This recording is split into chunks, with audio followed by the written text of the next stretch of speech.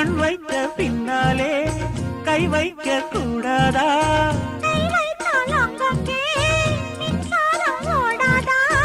என்னென்ன ஆனால் என்ன அவள் கொண்ட போது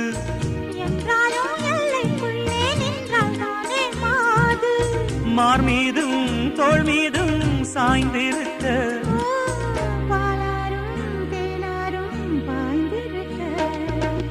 உன்னை வனத்து குயிலே நீ என்னை நினைத்து இசை பாடு.